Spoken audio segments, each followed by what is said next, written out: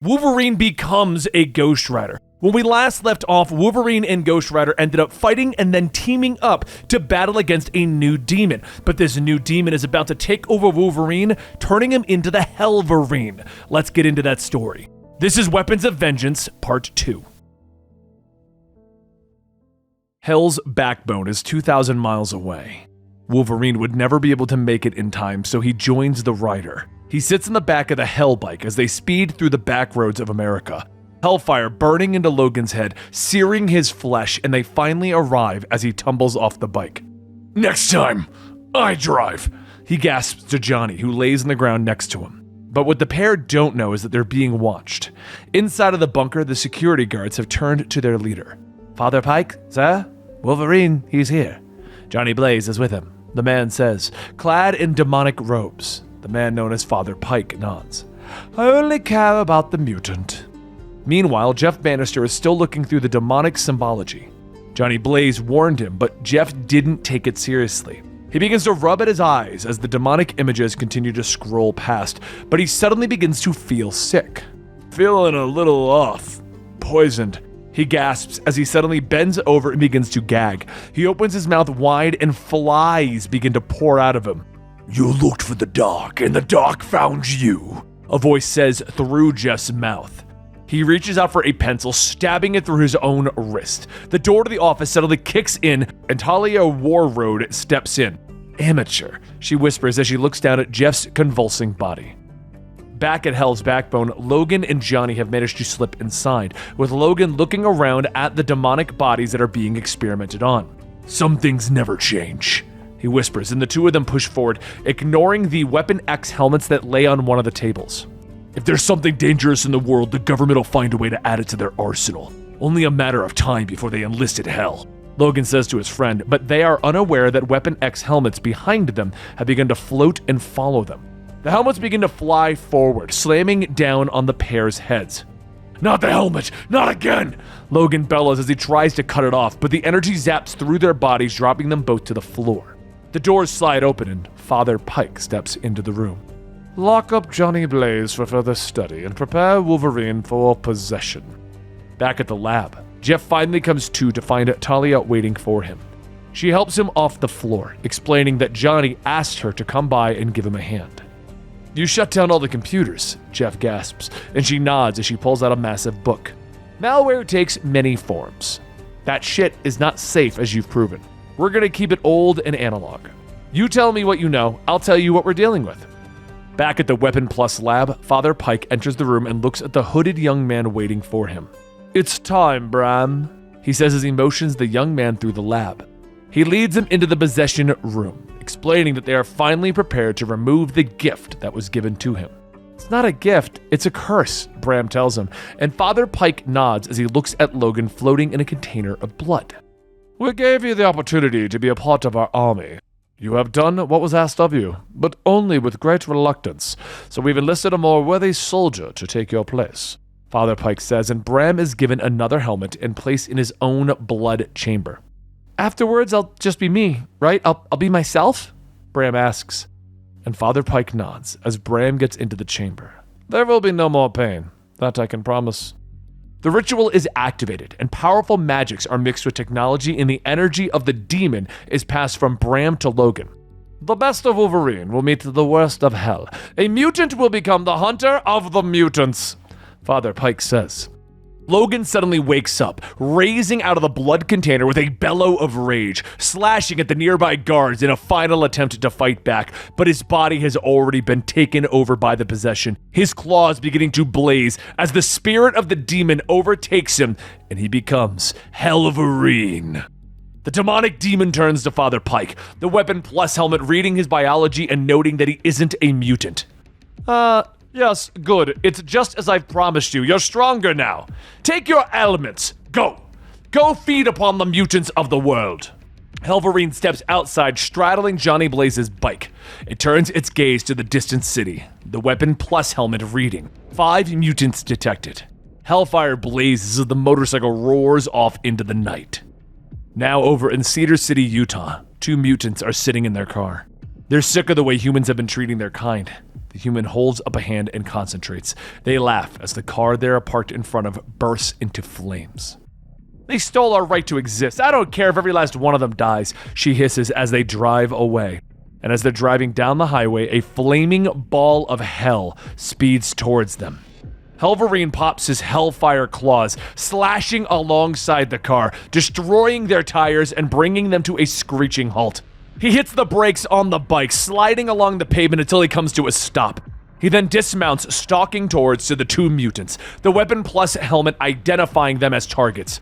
Before they can even defend themselves, he lashes out, cutting them both down. The demon inside Hellverine begins to work, cutting up their bodies, arranging them in a demonic statue of organs and viscera.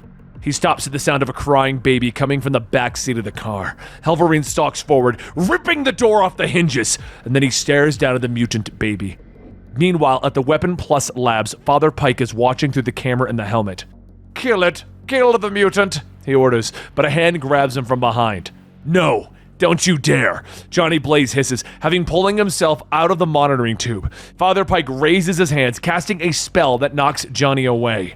"I'll deal with you later, Johnny Blaze," Father Pike says as Johnny is knocked back across the room and into his tube. The tube that keeps the rider at bay. Meanwhile, somewhere in Tennessee, Jeff Bannister and Talia Warroad have driven throughout the night trying to reach Hell's Backbone and their friends. "Whatever trouble's brewing in Utah, it'll be over long before we get there, Talia," Jeff reminds her, but she shakes her head and presses a button. "I was traveling with a very special sort of mechanic. He added some mods, including Hellfire boosters," she says as the car rears up into an inferno and they roar into the night. Jeff grabs his seat and the dashboard in front of him. "I really preferred my life before I met you and Johnny Blaze."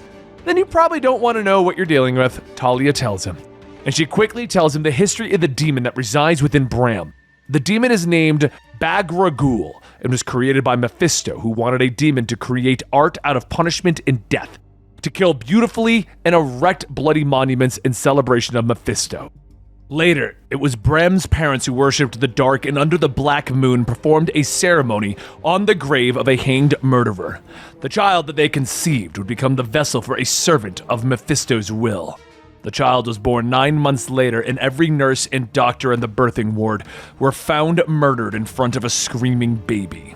The car suddenly came to a screeching stop outside of Project Hellfire, the pair jumping out, preparing themselves to help their friends. Inside, Bram finally becomes awake. He pulls himself out of his tub of red liquid and he feels weak. He was wrong. He struggles to his feet, careening towards Father Pike. "Bram, so you did survive," Father Pike says in a mild surprise as he turns to the young man. "I'm sorry. I made a mistake. Please. I thought I would feel better without it, but I feel carved out and empty. It's like I haven't eaten in 100 years. Bram gasps, but Father Pike shakes his head, turning back to the monitors. "No. I can only offer a glimpse of what could have been yours," Father Pike says, and on the screen, the Hellverine raises his claws, preparing to strike the crying baby, but he stops at the last second, swinging the claws and stabbing himself. "No, I won't!" Regaining enough control to struggle away and return to Ghost Rider's bike.